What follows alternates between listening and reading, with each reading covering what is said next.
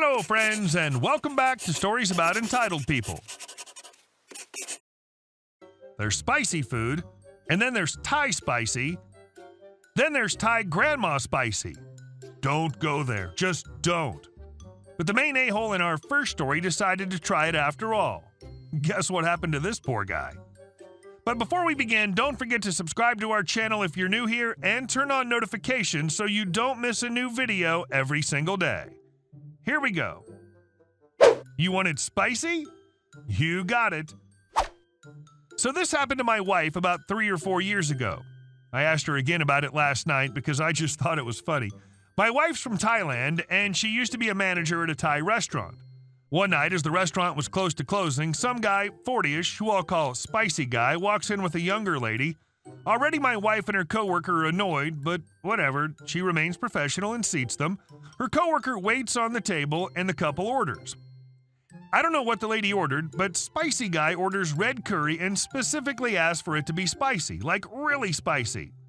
My wife's already used to dealing with these types. Their way of flexing is to show how much spice they can eat, and in the case with this guy, also impress his date. So fine, they make it spicy. His curry comes out, he takes a spoonful, and he sends it back because it's not spicy enough. What might have been a mild annoyance at any other time of the day is a serious aggravation because 1. He came in when it was already close to closing time. 2. He's sending his food back even though it was made to his specifications. 3. The main reason he's doing this is because he wants to impress his date. I don't understand that. 4. Again, my wife knows these types, and he also probably is doing this to impress the staff. Like my wife and her coworkers are going to think, wow, that white guy can really eat some spice. That never happens. So my wife talks to Spicy Guy and tells him that it's going to be really spicy. He says he's cool with that in a totally bro-type way. He specifically tells her, do it like how you eat. Again, my wife is Thai. Before she herself remakes his dish, she asks him to pay in advance, which he does. She takes the curry back, adds 2 heaping spoonfuls of freshly ground Thai chilies, this in a bowl that's relatively small, but it's indeed how she eats. She takes the curry back, and Spicy Guy looks satisfied. There are no other customers, and all the checks, receipts, and money have been counted, so she just sits and watches. Spicy Guy then takes a spoonful of curry. My wife sees his face and then clearly notices the look of pain as well as the look of knowing that there's more pain to follow. By this point, he's made such a big show in front of his date and my wife and her coworker of how much spice he can eat, so to save face, he eats every last spoonful of the curry. He and his date leave. Since they were done with closing duty, Spicy Guy and his date notwithstanding, my wife and her coworker closed the restaurant right after. When the doors are locked, my wife and her coworker head to Kroger, which is across the street, because they both need to do a little shopping. As they're entering the parking lot, they see Spicy Guy right in front of them. Her coworker saw him first. Hey, isn't that the guy? Sure enough, Spicy Guy had immediately left the restaurant, gone to Kroger, and rushed to the bathroom where he presumably blew it up. My wife never saw him nor his date again, but who knows, maybe Spicy Guy and his date are still together. Hopefully, though, they'll just stick with steak and potatoes. Edit: the kitchen closed 15 minutes before actual closing time, and Spicy Guy came in after the kitchen closed. So, yeah, she was annoyed. And our second story. Just do as I say. Well, okay, you're the boss. Backstory. In 2009, I was a late 20-something who, due to a savagely inconsiderate roommate, was forced to move back in with my parents. Once there, I began to work for a vinyl window plant near my parents' home. This factory has since closed, the owner passed away shortly thereafter, and I really don't care if anyone who used to work there finds this. The blatant mismanagement cannot be understated in this story. The company was owned by an elderly couple who probably should have retired years before. I was interviewed and hired by a man who I'll call Jerk. Jerk had previously been the son-in-law of the owners, but his marriage to their daughter had failed and they divorced. Jerk got remarried prior to me working there and then later hired on his new wife, Maggie, as office staff, although she often operated well outside that role. When the owners decided to retire, Jerk bought the business from them and continued doing things his own way. We all noticed Maggie took immediately to the role as co-owner following the change in ownership, whether Jerk appointed her to it or not. That much was never made clear to us peons. I never personally had much interaction with her, but she appeared to be what we all know as a Karen. She, for all intents and purposes, is complicit in everything Jerk says or does from here on, though she doesn't play much of a part in this tale. Now on to the story. Jerk was extremely cheap. He liked to show off anything nice that he owned, but let lots of maintenance on our equipment lapse, to the point that machines began to fail. Machines for which he did not seem to have owner's manuals and thus didn't know how to begin to troubleshoot. He brought his newest father-in-law on as a maintenance man, and more often than not, I saw them shut down the same machine, a 4-point welder which would superheat, melt, then fuse the pieces of vinyl together, only long enough for it to cool. They'd scratch their heads a bit, disconnect some of the hydraulic hoses, replace some of the thermal tape, and bang on it with a rubber mallet before telling the poor operator, Chuck, to fire it back up again. Really random stuff that made no sense. It wouldn't even get up to the proper temperature before Chuck was told to load a frame, which he knew wouldn't melt properly, but he decided it wasn't a hill he wanted to die on, even if they did yell at him, or me, which I'll get to shortly. Nothing we could say would convince them that our work was solid and the welder might just need to be replaced. Where do I fit in? I was the guy who operated the double-bladed saw, the first physical step of the production process.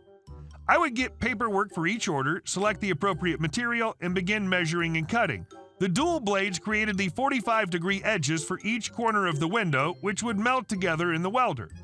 I would pass my pieces to workers who would add spring hardware, which replaced the counterweights in older windows, which were then passed on to Chuck if a weld failed. Chuck would remove the wasted frame and send it back to me, that is, if he didn't throw it halfway across the plant first. Jerk, in his infinite wisdom and via a supervisor toward whom I held no ill will, instructed me to recut that frame and later cut down the spent ones to be recycled later. Sure thing, boss. This meant the hardware had to be removed and the holes filled with white caulk. Yes, caulk. We, being the good little drones that we were, did as we were told. Eventually, I would run out of usable material, even the recycled stuff. One of the Jerk's grand ideas was to have vinyl material with different colors and textures added to our inventory. These did not sell nearly as much as he thought they would. His new mission for me was to peel the adhesive material from to vinyl sticks, as we called them. They were 10 feet long each. This was a painful, time-consuming process, but I complied. One stick could easily take a couple hours so as to not scratch or gouge the vinyl. His next solution, get the adhesive off as quickly as possible. We have a heat gun that we can use to smooth out any gouges. Not being the one having to do any of this, Jerk had no idea how much work it really was, nor how hot the vinyl got under the gun in order to make it pliable. Still, I complied. Jerk soon abandoned the idea of peeling the adhesive, but we still were not receiving any usable material.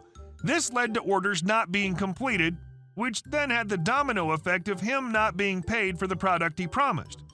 We were all sat down in the break room to be told that until further notice, we would need to call in the night before a shift to see if there would be any work for the following day. After at least a month of this, just before Christmas, we were all told the company was shutting down permanently. I wasn't worried, as I'd started the process of enlisting in the Navy several months prior and had enough saved to get through the drought, only filing for unemployment for a short while the instant I got the word I had long expected. I later heard a rumor that after Jerk and their daughter started the divorce paperwork, the original owners hatched a plan which they knew would set them up for the rest of their lives, but would royally screw Jerk. It involved some creative accounting, and as I understand it, Jerk was not privy to the books prior to the company's sale to him, but he didn't think to look them over before signing on the dotted line. The best way to shut down a business is to obey your boss's stupid instructions. Great job, OP. And our last story. I don't care who you are, you can't park in my spot. I'm a paramedic in a place that has some HOAs and apartment complexes. We hate responding to the apartment complexes because there's nothing but assigned parking and no fire zones. Basically, if we can't find a space to fit in, we have to block the road. My agency also uses first responder vehicles and ambulances. The first responder, as implied, usually arrives first, so we do our best to leave room for the ambulance to fit in. We get a call at the apartment complex. I'm in the first responder. I pull up to the address. By some miracle, their spot's only 2 apartments away. Great, I can leave the road clear for the ambulance. As soon as I park, out comes this guy screaming, "I can't park there." I do the "Are you serious" look and just say medical emergency. He says he doesn't care, I can't park there. Keep in mind, my vehicle has enough lights to make a Christmas tree jealous. I just grab my stuff, lock the vehicle, and keep going. He's screaming he's going to call the cops. I tell him they're already on the way. They respond to medical emergencies. Cop gets there while I'm in with the patient and tells him basically to pound salt. The cop enters the apartment, and this guy really goes full-blown entitled. He enters the apartment, comes into the room where I'm treating the patient, and starts ranting and raving about how I have to move my vehicle. I look at the cop and say, "Get him out of here." The cop then seals his fate. She asks the patient if she wants this person removed from the apartment and did she ever give consent for him to enter. The patient's response, "Get him the F out, he's trespassing." Boom, the all clear.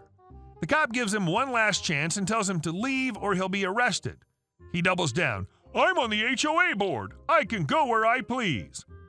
At this point, backup's called. The cop at least manhandles him out of the room. The ambulance arrives with PD backup and they get him out of the apartment so we can safely remove the patient. Not entirely sure what happened next as I was in the back of the ambulance, but when I got out, one of the officers approaches and says, "Sorry, but we need another bus. We had to tase them." Policy for the PD is if they tase someone, they have to be transported to the hospital by ambulance, as the taser spikes have to be surgically removed due to the barbs in them. Wait for the second ambulance, they take him, I go back in service. Found out a few weeks later he was charged with trespassing, assaulting an officer, resisting arrest, interference with government administration, aka interfering with the scene of an emergency, all over a parking space that I would have been in for all of 20 minutes if he hadn't created problems. Oh, I love this story. But I hate what he did. But yeah, karma's a B for that HOA guy. Hey guys, thank you all for watching the video. I'll see you in the next one.